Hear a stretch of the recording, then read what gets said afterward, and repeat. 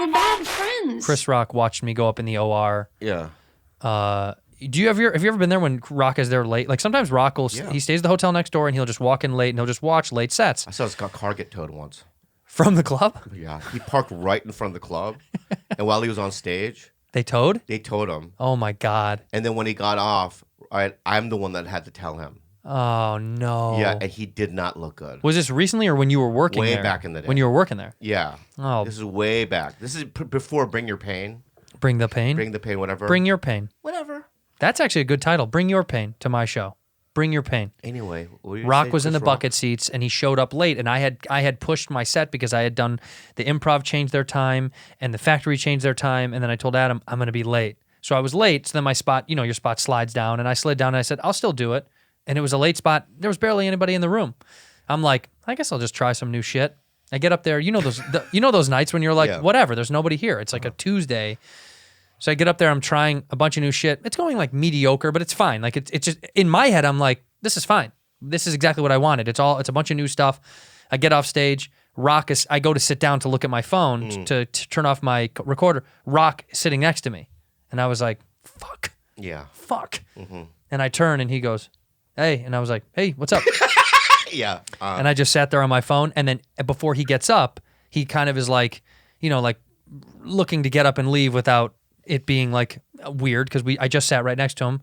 And he kind of turns to me and he just goes, a good set, man. And then he walks away. And I was like, no, he knows. He knows. He knows how bad it was. And when you say good set, man. And walk away. No, it was it's not good. It was. So now he'll remember that. Who, that kid? Yeah. Nah.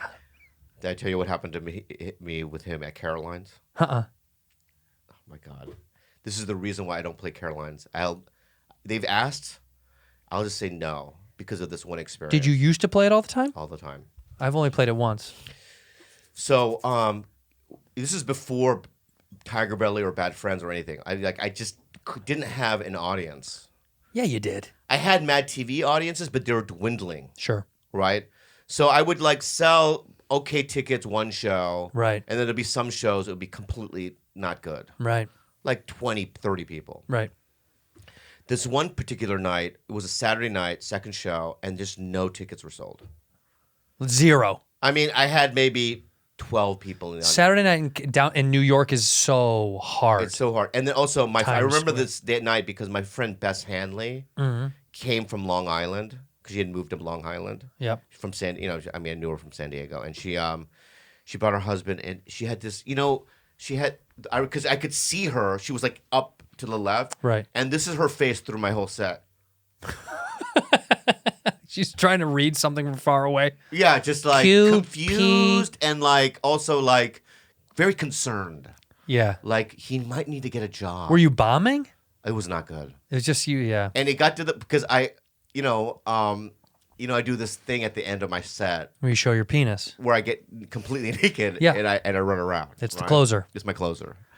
It's very humiliating. They call it the career closer. So this is so humiliating. So I 15 minutes of my set, I just decided to do it in the middle. I just said I got to do it now. In the middle of the show? Yeah. I'm bombing so bad, right? I don't know what the fuck to do. You're like, I'll just. Also, I knew it was okay because at the time, Paul Mooney did a third show. I don't understand that.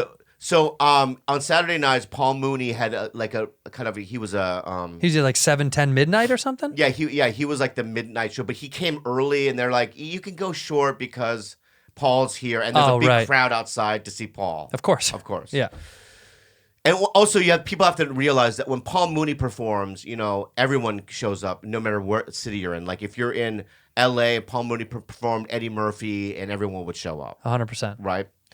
So I knew Paul Mooney, so I go, I should just do it now and get out and just say, oh, Paul's performing, whatever, right? And I'm on stage, I'm sweating, right? It's cold as fuck, I'm sweating. Yeah.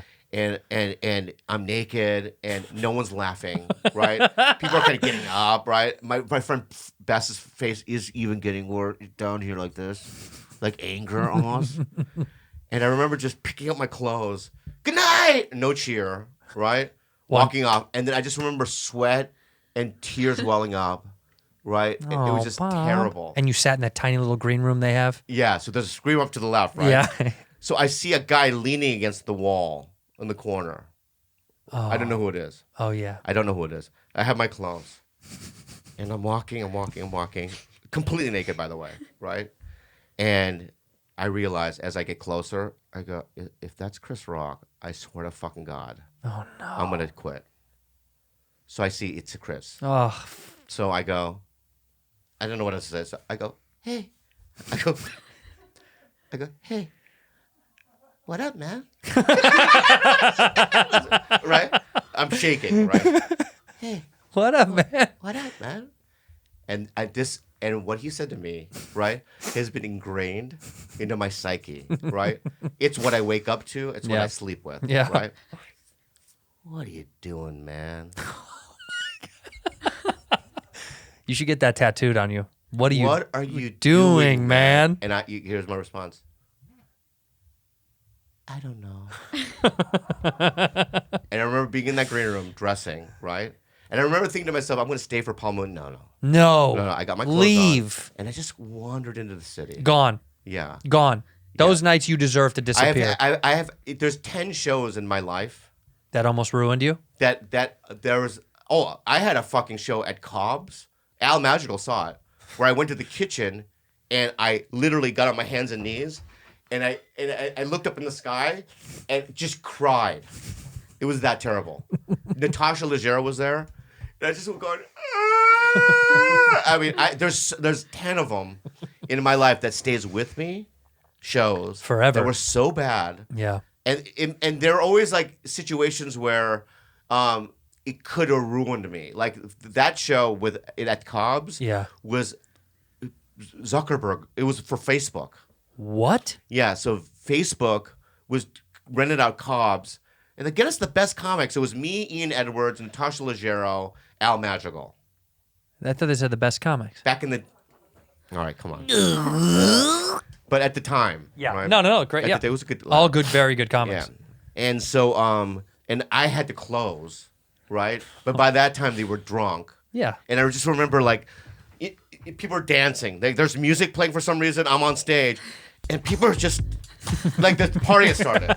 People were just Zuckerberg. Everyone just dancing, right?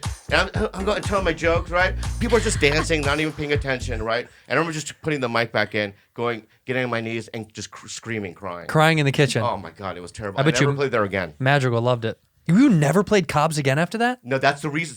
So I played the Punchline, yeah, right, which is like 150 seats. Well, they're owned by the same person. I don't know. So Cobb's is like. I could make so much more money. $425. Right. And every year they go, Bobby, you're different now. You can sell it out. You can make so much money. And I go, I won't enter that. Because at Cobb's is where Dr. Ken Jeong physically assaulted me.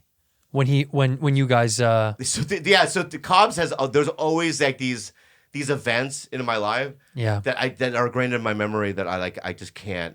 So whenever I walk in, I get like this PTSD kind of like, oh, that's where I had the broke down. This is where Ken attacked me.